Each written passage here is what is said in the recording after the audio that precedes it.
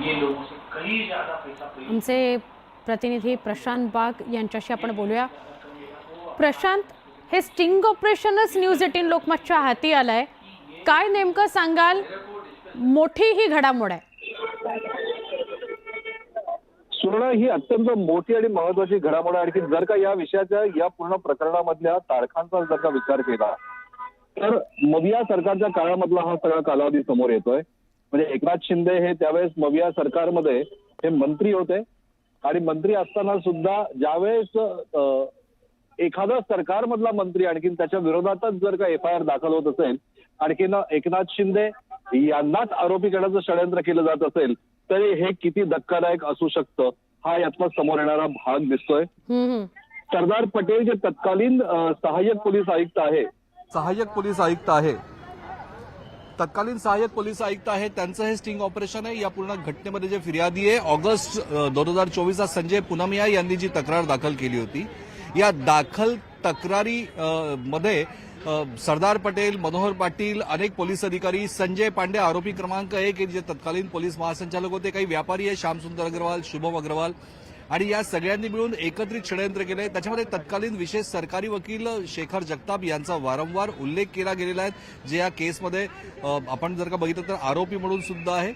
ही FIR क्वॅश करण्यासाठी म्हणून संजय पांडे, शेखर जगताप यांनी मुंबई उच्च न्यायालयामध्ये याचिका दाखल केली होती आणि या याचिकेच्या सुनावणी दरम्यानच इंटरव्हेन करत हा एक खूप मोठा धक्कादायक टर्न आज आलेला आहे। मुंबई उच्च न्यायालयाची तातडीने दखल घेतली। विशेष म्हणजे तपासाधिकाऱ्यांकडे हा इलेक्ट्रॉनिक पुरावा, हा पेन ड्राईव्ह बॉम्ब सादर केलाय असं रिजवान मर्चंट जे संजय प्रशांत काही क्षणासाठी थांबवते, अजून एक व्हिडिओ आपण आपल्या प्रेक्षकांना दाखवूया।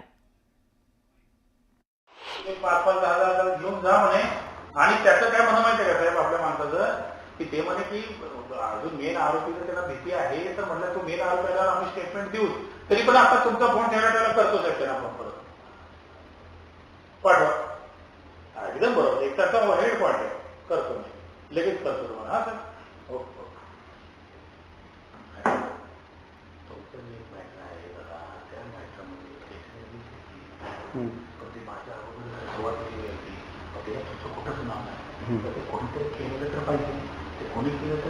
एक सांगा नाही, वानखेडेन केलं हे तर वानखेडे स्टेटमेंट दिलं, मी केलं म्हणून बरोबर आहे सर। मला एक सांगा, मला काय घेतलं गेलं, माझं काय दोष होता मला अजून समजत नाही। तुम्ही मला झोप येत नाही, मला काय माझं दोष? अहो साहेब, मी शरद पवार साहेबांना भेटलो, तुम्हाला सांगतो, ते म्हणजे काय नाही, त्यांनी DG साहेबांना बोलवलं, सगळं सांगितलं। काय पॉलिटिकल ह्याच्यात काय होतं, पॉलिटिकल गेम काय होता? पॉलिटिकल गेमाचं लक्ष्मी पाडला माहिती आपल्याला, माहिती तुम्हाला परवा नाही, त्यांनी मला प्रेस कॉन्फरन्स घ्यायला सांगितली होती। फडणवीस साहेबांचं नाव घ्या, एकनाथ शिंदे साहेबांचं नाव घ्या, ह्यांचं घ्या, त्यांचं घ्या। नाही, एकनाथ शिंदेचं नाही, नाही, एकनाथ शिंदे साहेब काय होतं, ती ऑर्डर होती ना 663 ची एक, ती त्यांच्याबद्दल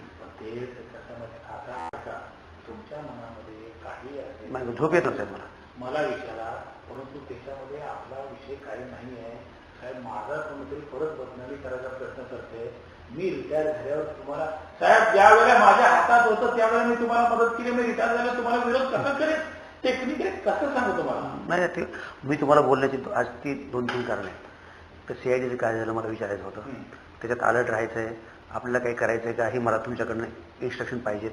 नंबर 2, आपलं ते 169 माझं होत नाही म्हणून मला वाटतं तुम्ही कुठं विरोध करताय का, म्हणून मी तुमच्याकडे आलो आहे। आणि जर CP साहेब बोलले असतील काय असेल तर तुम्ही बोला, माझी काही हरकत नाही, नंबर 1। नंबर 3, त्याच्यात जी पैशाचा जी गोंधळ झाला CLC केसमध्ये, त्याच्यात सुद्धा फार प्रॉब्लेम आहे। आता हायकोर्टात पेन ड्राईव्ह सादर करण्यात आलं आणि हे खरोखर भूकंप घडवून आणेल अशी घटना आहे। देवेंद्र फडणवीस आणि एकनाथ शिंदे तर तेव्हा नगरविकास मंत्री होते आणि देवेंद्र फडणवीस विरोधी पक्षनेता होते, या दोघांना अडकवण्याचा हा घाट घातला गेला होता। संजय पांडेंनी आदेश दिलेले होते, मवियावर सरदार पटेल यांचा हा आरोप आहे।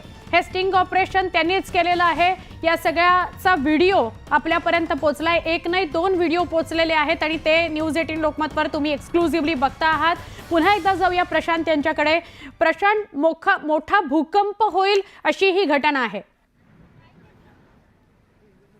नक्कीच एकीकडे नागपूरला सुरू असलेलं हिवाळी अधिवेशन आणखी त्याचवेळेस मुंबई उच्च न्यायालयात सुरू असलेली ही सुनावणी आणि आपल्याला माहिती आहे की अवघ्या 4 दिवसापूर्वीच तत्कालीन पोलीस महासंचालक संजय पांडे यांची ठाण्याच्या क्राईम ब्रांच पोलिसांनी केलेली चौकशी या घटना ज्या तातडीनं जलद गतीनं घडताय यातनंच अनेक वेगळ्या प्रकारचे संकेत समोर येत आहेत. म्हणजे एकनाथ शिंदे मविया सरकारच्या काळामध्ये मंत्री होते आणि ते मंत्री असताना जर का तत्कालीन पोलीस महासंचालक त्यांना ULC घोटाळ्या प्रकरणामध्ये अडकवा अशा प्रकारे जर का सांगत असेल आणि याची FIR मध्ये नोंद असेल तर मग नेमकं मविया सरकारच्या काळामध्ये नेमकं काय घडत होतं. अगदी. तत्कालीन विरोधी पक्षनेते देवेंद्र फडणवीस यांचा या प्रकरणाशी संबंध नसताना सुद्धा त्यांना या पूर्ण प्रकरणामध्ये अडकवण्यासाठी म्हणून षडयंत्र रचलं गेलं का अशा प्रकारचे प्रश्न उपस्थित येत आहे. अर्थातच FIR मध्ये नोंद झाल्यानंतर तपास अधिकाऱ्यांकडे पुरावा सादर केल्यानंतर आज मुंबई उच्च न्यायालयामध्ये या पेन ड्राईव्ह बॉम्बचा या पुराव्याचा स्पष्ट उल्लेख करण्यात आला आणि मुंबई उच्च न्यायालयानं याची तातडीनं दखल घेत येत्या 20 तारखेला या पेन ड्राईव्ह मध्ये असलेला पुरावा आणखीन त्यामध्ये झालेलं स्टिंग ऑपरेशन यावर विशेष सुनावणी निश्चित केलेली आहे. संजय नक्की. पुनामिया यांचे वकील रिजवान मर्चंट पुन्हा एकदा 20 तारखेला यावर युक्तिवाद करणार आहे. बर. पण अत्यंत धक्कादायक घडामोडी या सगळ्या घडताय आणि समोर येत आहे. अगदी तुम्ही जसं म्हणताय की धक्कादायक घडामोडी आहेत आणि एका बाजूला नागपूरला हिवाळी अधिवेशन सुरू असताना दुसरीकडे या प्रकरणात या वेगवान घडामोडी घडतायत. हे मोठं षडयंत्र असणार. आपल्या म्हणजे सत्ताधाऱ्यांमधला एखादा मंत्री नगरविकास मंत्री त्याला अडकवण्याचं षडयंत्र म्हणजे यामागे कोण असेल अशी ही चर्चा नक्कीच रंगू लागली आहे. सुवर्णा कसं आहे की जर का या सगळ्या विषयामध्ये जर का आपण बघितलं तर एकनाथ शिंदे यांनी शिवसेनेशी फारकत घेऊन भारतीय जनता पक्षासोबत महायुती म्हणून सत्तेत आले आणि खरं तर त्याच्या आधीचाच हा काळ मग हेच कारण त्याला होतं का. हीच आहे का ती नांदी.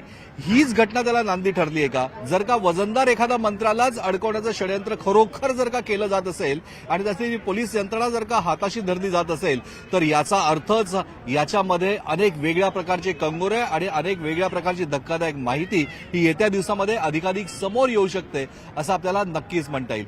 बघूया या सगळ्या विषयामध्ये येत्या हिवाळी अधिवेशनात सुद्धा या विषयाचा पूर्ण उल्लेख होतो का. या विषयावर नवीन काहूर उठतंय का.